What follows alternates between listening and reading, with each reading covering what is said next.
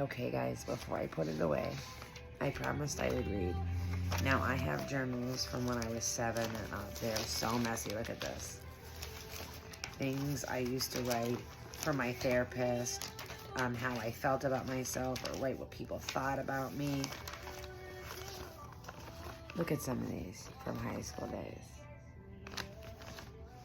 Never gonna change, stupid, liar, twist words, slut. I know there was more of them, but I probably lost them because there's pages that just fall out. Okay, ready? I'm just gonna pick a random one. Often I write little paragraphs, as you can see, when I get little thoughts in my head. They're not whole journal entries, so to speak. Here we go. I can read you one.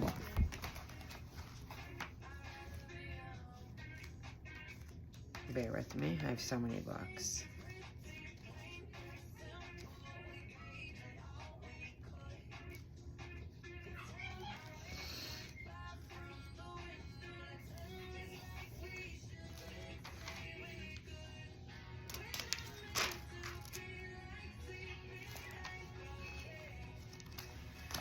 Bear with me, I'm sorry. Sometimes I just don't know which book I write it in because I have so many journals.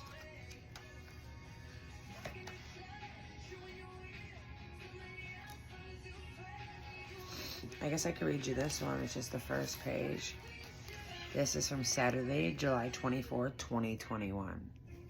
I believe this is when I kind of blew up my life. Okay, it starts off, I usually start with something cheery. I wrote in the top corner, 12 Steps Daily Reflection.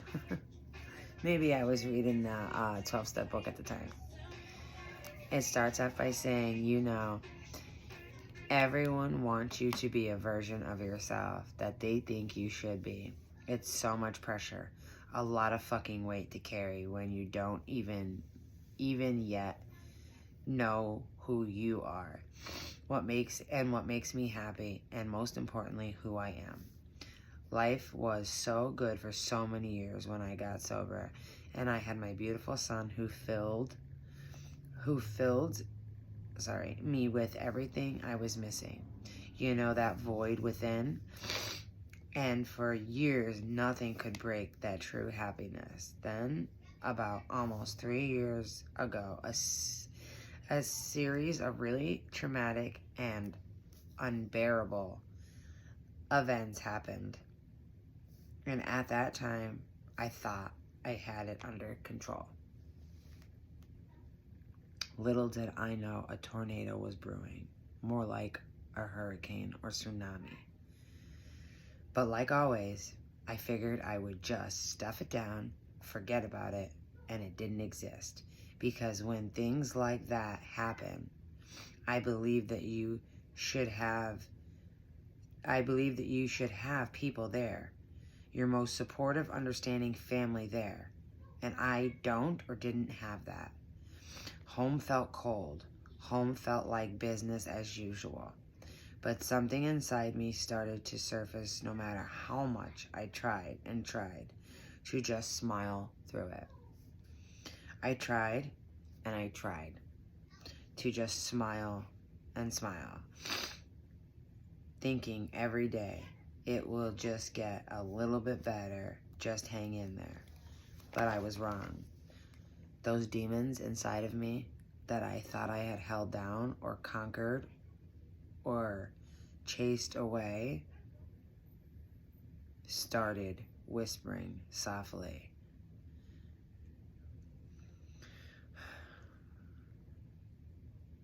They were speaking quietly at first, and they were getting louder and louder.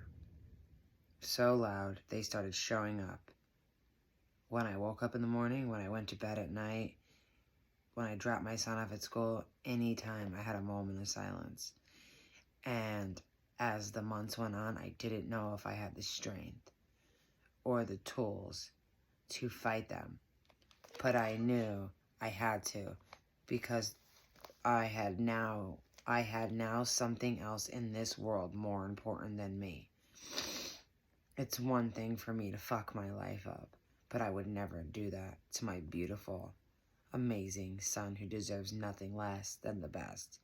It's just so telling, and something I really need to take a serious look at and never forget how I feel in this moment.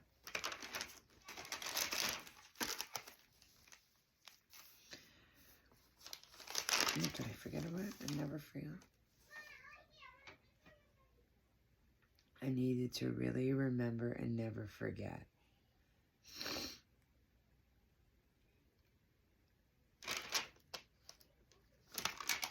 Also, I forgot what it feels like when people are just not there for you when you need them. They will pretend and they will smile in your face. They will be with you through all the happy times. They will say all the right things. But when it comes down to it, and when you are at your lowest or your worst, and you feel more lonelier than ever, there's just no one around. You're alone. And that's when I realized, no matter what I do in this life, no matter how successful or how much I fail, when I succeed alone. When I fail alone. Because nobody truly has your back but you.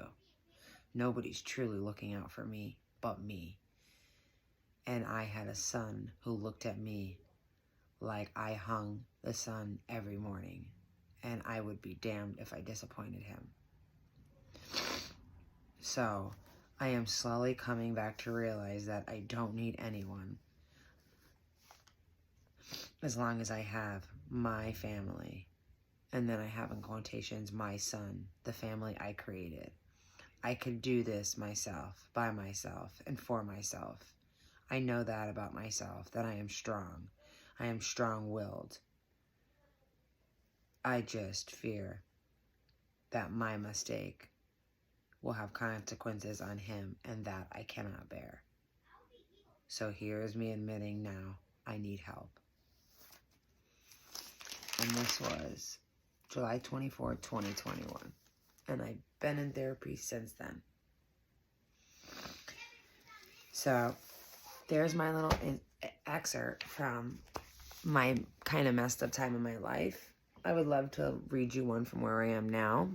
They're not all happy and rainbows. They're more philosophy-based, more questioning life, humanity, what is right and what is wrong. I hate to bring this up, but my therapist asked me the other day, what is your definition of happily ever after? And you know what I said to him? Do you want my answer? Do you want my answer? Do you want society's answer? Or do you want my culture's answer? And he looked at me and said, can I have all three? And I said, sure. My culture, I'm Italian Catholic. Marry within the Italian Catholic. No sex till marriage. Then once you get married, you have babies, you're the housewife, you stay home, you cook, you clean, you don't have an identity. You raise those kids, and then you're just put out to pasture to serve your husband. And that's pretty much it. Kumbaya. Society's version is pretty close to the religious version. It's a little... Society's version is get out of high school, you go to college, get a good education, find a nice man, buy a house, then you have babies. Well, first, you get your career. Don't forget that. Then you find the man. Then you get the house. Then you have the babies, and you live happily ever after. What a load of shit, right? And then you have my version. And the way I parent and the way I believe is kind of like a new age parenting style, I guess. I've taken some of the things I've learned from my religion and my background, and some of the things I've learned throughout my life experiences, and we use what works, what we think works, and what we think doesn't. And Our main goal is to keep an open line of communication and always let him know he's safe to tell us anything. That we are always here to help him, that family sticks together no matter what. So back to my version. My version is, it doesn't matter. If I find a nice man and I want to get married, I'll get married. And if we are fortunate enough to live 20, 30 years together with no real big catastrophic problems that end with a D word, and we're still madly in love, then I've hit the Cinderella jackpot, and we have some kids with a white picket fence. But my version is, I've been with D now 20 years. He's asked me to marry him 7 times. I've told him no, because I met him when I was 15 and he was 17. I'm now 35 and he is 38, and we are 2 completely different people, and we're stuck. That's a story for a different time, but he was my knight in shining armor that I needed back when I was 15. I needed saving from the home, the hell I was in. And he did that for me, and I will be forever grateful for that. But I no longer need saving. What I need now is to figure out who I am, what makes me happy. Who am I when nobody's looking? If I was alone for a month in a hotel, what would I do with my time? How would I fill my time? What would make me smile? Not having to ask somebody permission to do things. Not having to talk to a friend because his ego gets bruised because I paid a little more attention to him instead of him. And I'm too old and tired for that. And so my version is, I just want a partnership. I'm not one of those girls who dreams of getting married. I just want a partnership, an equalship, someone I could come home and share my day with, and they're excited to hear about my day, and vice versa, and someone I can share ideas with, and they're excited to hear my ideas, and they add to them. You know, I have a friend that my significant other is not fond of, probably because he's a male, and he doesn't really want me talking to him, but I do talk to him occasionally here and there. And I said to my therapist recently, what my conflict with that is, when I speak to him,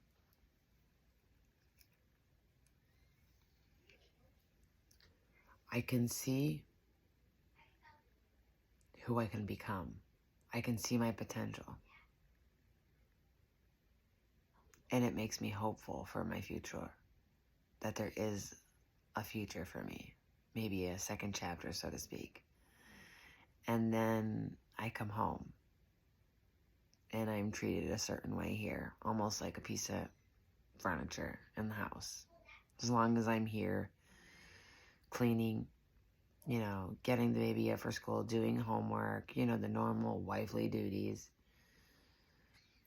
he's not going to say anything. But I wonder, is he happy? He can't be happy because I'm not happy. I think we're both in this place of comfort. And ever since I realized about 6 months ago in therapy that I don't want to be comfortable anymore, I want to be happy, I can't get that feeling to go away. It's driving me nuts. Hence why I'm literally going to the public for some sort of help. And I've had multiple conversations with him about this. He won't even engage in therapy because he does not talk about feelings, so I'm there left filling in voids. And when I kind of try to fill in the voids, it just left to interpretation. So I don't know where to go from there with that. All I know is something will have to give eventually, whether it's that way or it's that way.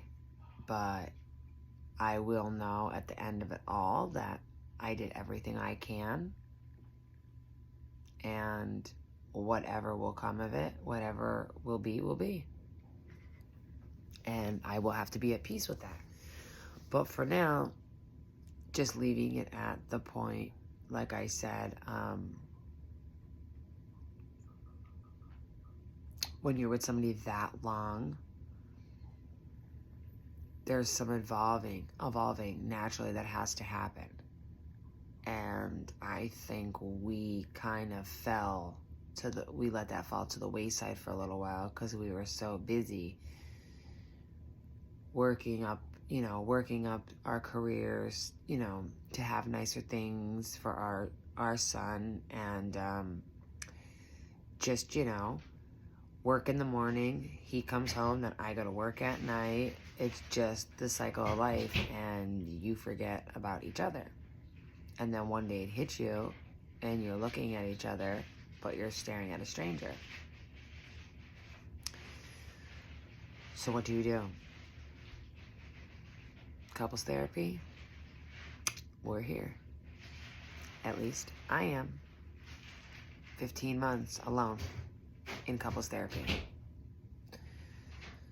So, some days I say you can lead a horse to water, but you can't make them drink. Other days, I try to be a little bit more patient. How patient? I don't know. I can't tell you that. But what I can tell you is, if you have that same burning desire to find your identity and figure out who you are outside of other people's influences, your spouse, your parents, a roommate, your children, I suggest you take a deep look in that, because I don't think that goes away. That is, in essence, who you are to the core of your being, and you need to figure that out. So I'm in the middle of trying to do that now. And like I said, whether it's a 30-day stay at a hotel and with no phone, no TV, just being with my own thoughts, I think that burning desire of trying to understand who I am and not having somebody there to come rescue me is a must, or else I will wrestle with this idea that I can't take care of myself, or I'm not good enough forever. And I don't know if my partner will quite understand it, and that's okay. He doesn't have to. But if the time comes and I feel I need that, I'm going to have to do that, with or without his approval. And hopefully he could understand. But if he can't, well, then we'll cross that bridge when we get there. But for now, there's some food for thought. And I read you off that first journal page after I relapsed, so you had my mindset. When I come back, I think I want to talk a little bit about, a little bit about my past, and a lot more about my present day-to-day, so you can kind of understand what I mean when I say certain things. And I'm going to ask some questions. I'm going to throw some questions out there and hopefully get some input. So let me know, like I said, what you thought of this video. I'm not going to ask you to like, and I'm not going to ask you to subscribe, because that's not what this is about. This is about me just having an intimate conversation with hopefully a couple friends who are going through the same thing. So you could drop a comment, you could DM me, you could email me. You could email me at